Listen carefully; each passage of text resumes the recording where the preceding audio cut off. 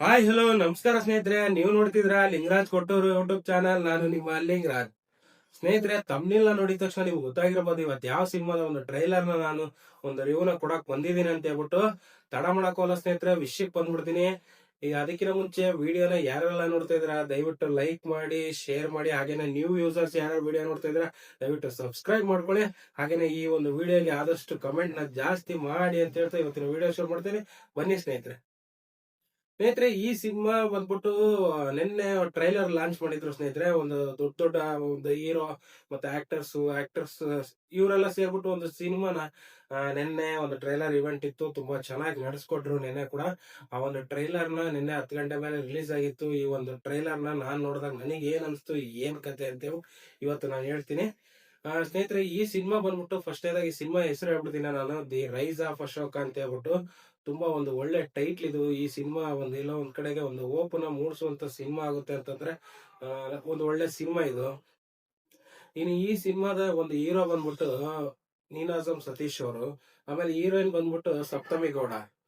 ಆಮೇಲೆ ಈ ಸಿನಿಮಾದಲ್ಲಿ ಮೊದಲ ಬಾರಿಗೆ ಒಂದು ಖಳನಾಯಕನ ಪಾತ್ರದಲ್ಲಿ ಸಂಪತ್ ಮೈತ್ರೇಯ ಅಂತ ಹೇಳ್ಬಿಟ್ಟು ಇವರು ಒಂದು ಒಳ್ಳೆ ಖಡಕ್ ವಿಲನ್ ಆಗಿ ಈ ಸಿನಿಮಾದಲ್ಲಿ ಕಾಣಿಸ್ಕೊಳ್ತಾ ಇರೋದು ನನಗೆ ಒಂದು. ಯಾಕೆಂದ್ರೆ ಸ್ವಲ್ಪ ವಿಚಾರ ಇಲ್ಲಿ ನೋಡಿ, ಈ ಸಿನಿಮಾದಲ್ಲಿ ಹೊಸಬ್ರು ಮುಂದುವರಿಬೇಕು ಅನ್ನೋದು ಮತ್ತು ಖಳನಾಯಕನ ಪಾತ್ರಕ್ಕೆ ಅವ್ರ ಸೂಟ್ ಆಗಿರೋದು ತುಂಬಾ ಚೆನ್ನಾಗಿ ಕಾಣಿಸ್ತಾ ಇದೆ ಈ ಸಿನಿಮಾದಲ್ಲಿ.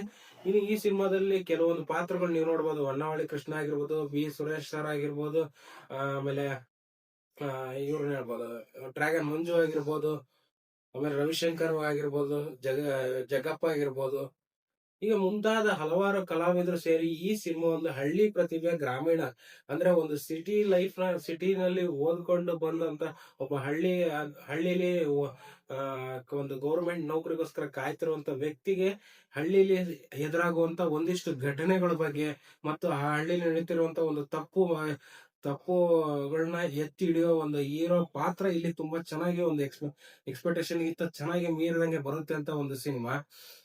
ಈ ಒಂದು ಪಾತ್ರಗಳನ್ನ ನೋಡ್ಬೋದು ಇಲ್ಲಿ. ಇನ್ನು ಸಪ್ತಮಿ ಗೌಡ ಅವ್ರಿಗೆ ಕೊಟ್ಟಿರುವಂತ ಪಾತ್ರ ಆಗಿರ್ಬೋದು, ಅಲ್ಲಿ ಅವ್ರಿಗೆ ಕೊಟ್ಟಂತ ಪಾತ್ರನು ತುಂಬಾ ಚೆನ್ನಾಗಿದೆ ಇಲ್ಲಿ. ಇನ್ನು ಈ ಸಿನಿಮಾದಲ್ಲಿ ಕಾಮಿಡಿಗಂತೂ ಏನು ದೋಖ ಇರಲ್ಲ. ಯಾಕಂದ್ರೆ ಜಗಪ್ಪ ಅವರ ಒಂದು ರಿಪ್ಲೇಸ್ಮೆಂಟ್ ತುಂಬಾ ಚೆನ್ನಾಗಿ ಮಾಡ್ಕೊಂಡಿರ್ತಾರೆ. ಇನ್ನು ಎಮೋಷನಲ್ ತುಂಬಾ ತಂದೆ ಮಗನ ಒಂದು ಸೆಂಟಿಮೆಂಟ್ ತುಂಬಾ ಚೆನ್ನಾಗಿದೆ. ಇನ್ನು ಈ ಸಿನಿಮಾದಲ್ಲಿ ರವಿಶಂಕರ್ ಅವ್ರ ಪಾತ್ರ, ಒಂದು DC ಅವ್ರ ಪಾತ್ರ. ಇನ್ನು ಈ ಸಿನಿಮಾ ಯಾವಾಗ ರಿಲೀಸ್ ಆಗ್ತಾ ಇದೆ ಅಂತಂದ್ರೆ ಇದೇ ತಿಂಗಳು 27ನೇ ತಾರೀಕು ಸಿನಿಮಾ ರಿಲೀಸ್ ಆಗ್ತದೆ. ನಮ್ಮ ನೆಚ್ಚಿನ ಚಿತ್ರಮಂದಿರಗಳಲ್ಲಿ ರಿಲೀಸ್ ಆಗ್ತಿದೆ ಕನ್ನಡ ಸಿನಿಮಾ. ಆದಷ್ಟು ಜನ ಹೋಗ್ಬಿಟ್ಟು ಸಿನಿಮಾನ ನೋಡ್ಕೊಂಡ್ ಬನ್ನಿ. ನಿಮಗೆ ಏನ್ ಅನ್ಸ್ತು, ಏನ್ ಕತೆ, ಮತ್ತು ನಿನ್ನೆ ಟ್ರೈಲರ್ ನ ಯಾರ್ಯಾರು ನೋಡಿಲ್ವೋ ನನ್ನ ವಿಡಿಯೋದ ಡಿಸ್ಕ್ರಿಪ್ಷನ್ ಅಲ್ಲಿ ಲಿಂಕ್ ನ ಕೊಟ್ಟಿರ್ತೀನಿ. ಇಲ್ಲಾಂದ್ರೆ ಯೂಟ್ಯೂಬ್ ಅಲ್ಲಿ ದಿ ರೈಸ್ ಆಫ್ ಅಶೋಕ ಅಂತ ಹೇಳ್ಬಿಟ್ಟು ಕನ್ನಡ ಟ್ರೈಲರ್ ಅಂತ ಹೊಡೆದ್ರೆ ಸಿಕ್ಕೇ ಸಿಗುತ್ತೆ ನಿಮಗೆ.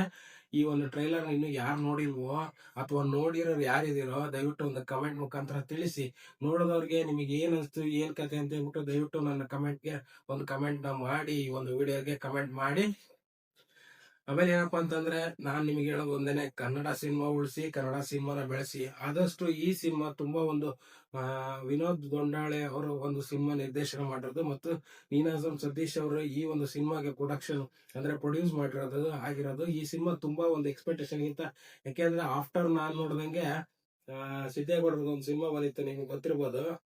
ಆ ಸಿನಿಮಾ ಆದ್ಮೇಲೆ ಬರ್ತಿರುವಂತ ಒಂದು ನೀನಾಜಂ ಸತೀಶ್ ಅವರ ಈ ಒಂದು ಸಿನಿಮಾ ನೆಕ್ಸ್ಟ್ ಲೆವೆಲ್ ಇರುತ್ತೆ ಅಂತಂದ್ರೆ ತಪ್ಪಾಗಲ್ಲ. ಒಂದು ಒಳ್ಳೆ ಸಿನಿಮಾ ಇದು, ಎಲ್ಲರೂ ಮಿಸ್ ಮಾಡ್ಕೋಬೇಡಿ. ಆದಷ್ಟು ಥಿಯೇಟರ್ಗೆ ಸಿನಿಮಾ ನೋಡ್ಕೊಂಬನ್ನಿ, ತುಂಬಾ ಚೆನ್ನಾಗಿದೆ ಮೂವಿ ಅನ್ಸುತ್ತೆ.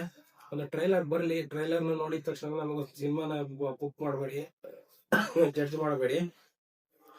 ಬರೀ ಟ್ರೈಲರ್ ನೋಡಿ ಸಿನಿಮಾನ ಜಡ್ಜ್ ಮಾಡೋದು ಮುಖ್ಯ ಅಲ್ಲ. ಸಿನಿಮಾನ ಹೋಗಿ ಥಿಯೇಟರ್ ನೋಡಿದಾಗಲ ಮಾತ್ರ ಗೊತ್ತಾಗದ ಆ ಸಿನಿಮಾ ಏನು ಎಂತ ಅಂತ ಹೇಳ್ಬಿಟ್ಟು. ಹಾಗಾಗಿ ಕನ್ನಡ ಸಿನಿಮಾನ ಉಳಿಸಿ, ಕನ್ನಡ ಸಿನಿಮಾನ ಬೆಳೆಸಿ. ಇವತ್ತಿನ ವಿಡಿಯೋ ನಿಮ್ಗೆ ಇಷ್ಟ ಆಗಿದ್ರೆ ದಯವಿಟ್ಟು ಒಂದು ಲೈಕ್ ಮಾಡಿ, ವಿಡಿಯೋನ ಶೇರ್ ಮಾಡಿ, ಆದಷ್ಟು ಕಮೆಂಟ್ ಕೂಡ ಮಾಡಿ. ಮತ್ತು ನ್ಯೂ ಯೂಸರ್ಸ್ ಅಂದ್ರೆ ಹೊಸಬ್ರು ಯಾರು ವಿಡಿಯೋ ನಾನು ನೋಡ್ತಾ ಇದ್ರ ದಯವಿಟ್ಟು ಸಬ್ಸ್ಕ್ರೈಬ್ ಮಾಡ್ಕೊಳ್ಳಿ ಅಂತ ಹೇಳ್ತೀವಿ. ಇವತ್ತಿನ ವಿಡಿಯೋ ಮುಗಿಸ್ತಾ ಇದೀನಿ. ನಮಸ್ಕಾರ.